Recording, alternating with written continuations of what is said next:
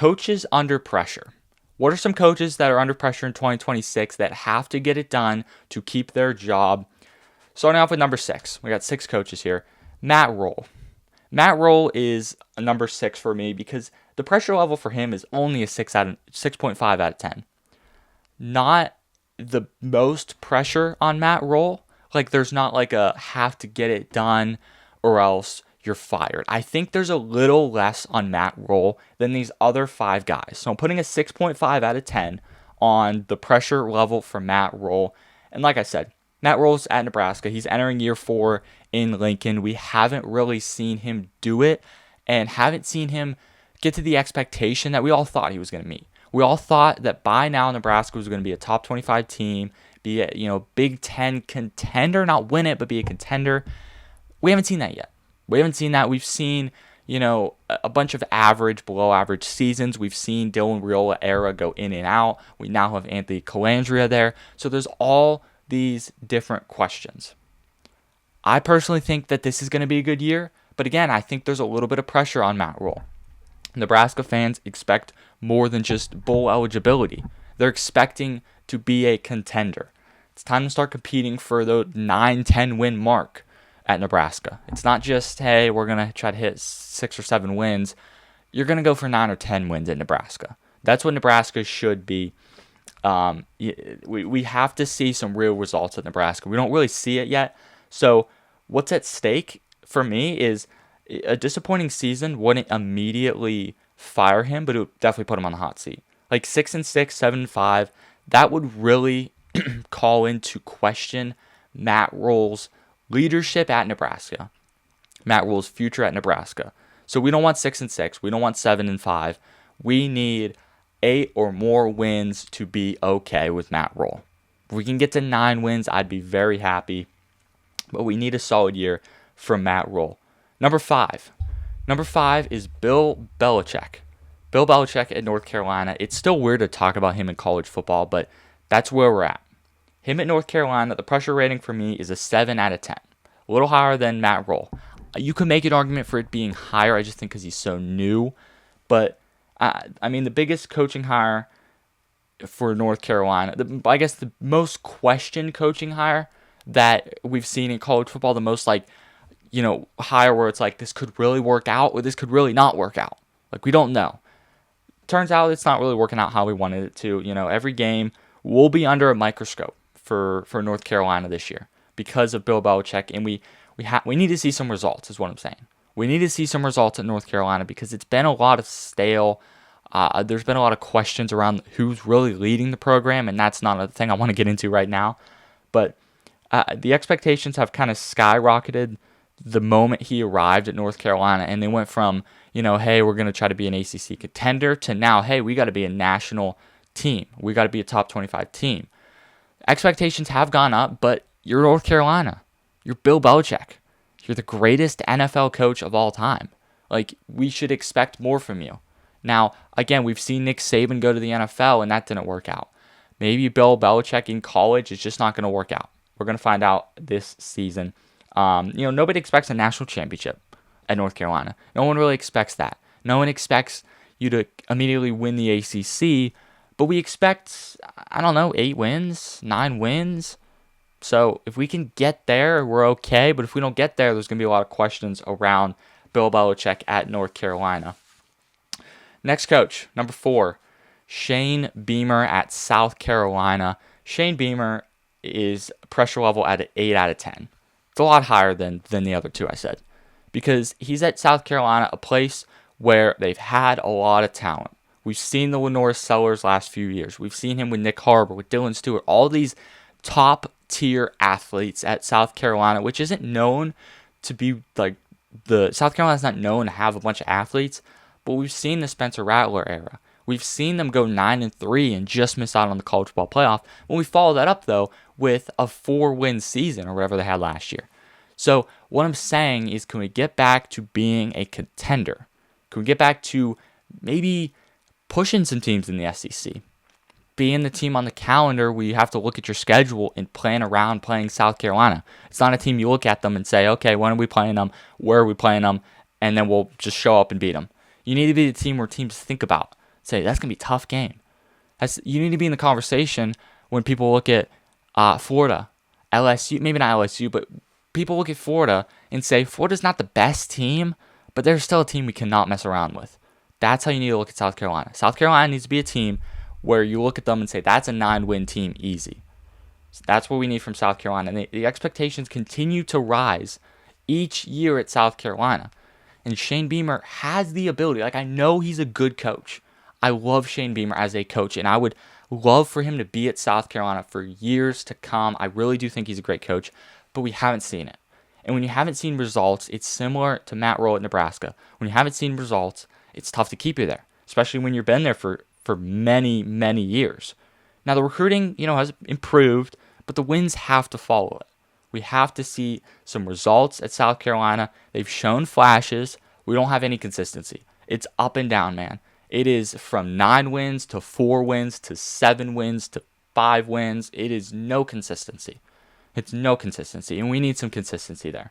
So what's at stake for me is similar to Matt Rhule in Nebraska. If you go 6-6, you go 7-5, the season would kind of frustrate fans, especially with Lenore Sellers and Nick Harbor and Dylan Stewart and all this talent that you have on your team.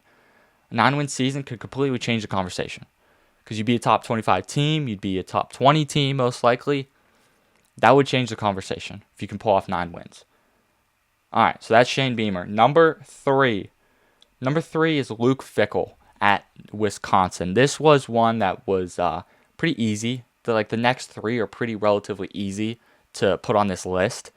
Luke Fickell at Wisconsin, my pressure level is an 8.5 out of 10. It's higher, and it is... it's for different reasons, I feel like.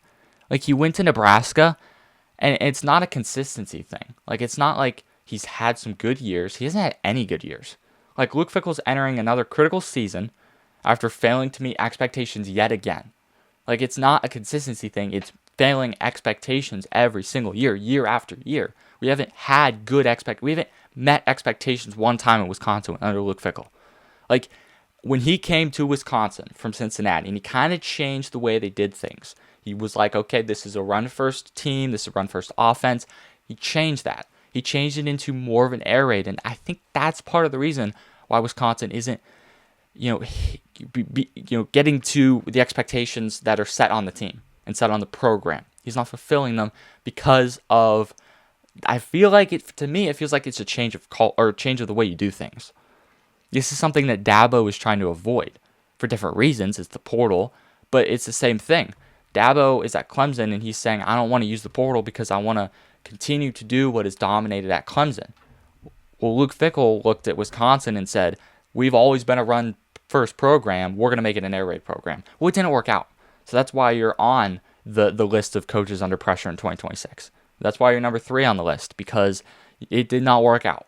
It's not working. Wisconsin hired him to compete for Big Ten championships, and he is not even close. We're not even in the upper half of the Big Ten. We are at the lower half. So we got to improve there. If the rebuild has taken longer than expected, fans are starting to lose patience, that's for sure. Missing a bowl game or another mediocre season, and he's gone. No question about it. Number two for me is Lincoln Riley at USC. This one, again, was relatively easy because you look at USC and there's a lot of underwhelming. There's a lot of question. My pressure level for him is a 9.5 out of 10. It is close. It is almost a 10 out of 10. It is up there. We are almost in the red.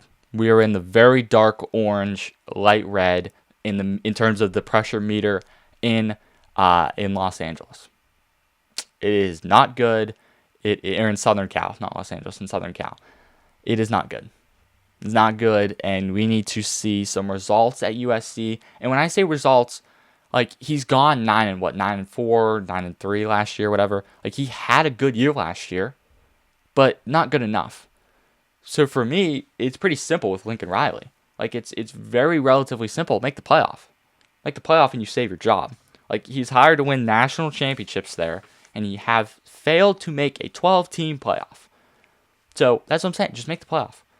And if I was to put a success bar for Lincoln Riley, it would be It's not a record thing. It's a success thing in terms of the playoff. Just make the playoff. If you make the playoff, we're fine. You're going to stay here for at least another year as the head coach. So make the playoff, Lincoln Riley. Make the playoff and you'll be fine. So, the fan base expects USC to be competing for conference titles for the playoff. He hasn't done any of that. So, can we get that in 2026? That'd be my biggest question for USC. Number 1 on the list. It was inevitable that it was coming. Everyone knew it was coming. No denying it. Number 1 is Mike Norvell at Florida State. This is a 10 out of 10 for me on the pressure level. Now, at ACC Media Days, Mike Norvell said that he wasn't coaching for his job. He said that he wasn't worried about his job and whether or not it was in jeopardy. That is all. I can sum that up for you right now. That means that's his way of saying that he's trying to sell it to recruits. That's all I'm going to say. He was trying to sell to recruits that he's fine. He's not going to get fired. And that's what you have to do. He still has to recruit. Florida State fans might look at that and say, well, no, he's definitely, playing or coaching for his job. Yes, I 100% agree. He's coaching for his job, but he has to say that or else he's not going to be able to recruit. If you get up to a podium and you say, I'm coaching for my job, this is poverty over here, you're not going to get any coaches to coach for you. You're not going to get any players in the portal, any players in recruiting. You're not going to get any of that. So he had to say that. He literally had to say that. So that's my take on that whole thing. Coming off a disappointing 5-7 season last year, Florida State went from ACC championship, college ball playoff, should have made the 14 playoff, to missing a bowl game and 5-7 in just 1 year, and basically hasn't made a bowl game since. They went from ACC champion 13-0 to not making a bowl game the next 2 years. That's a problem. Expectations haven't changed for this program. Expect to compete nationally.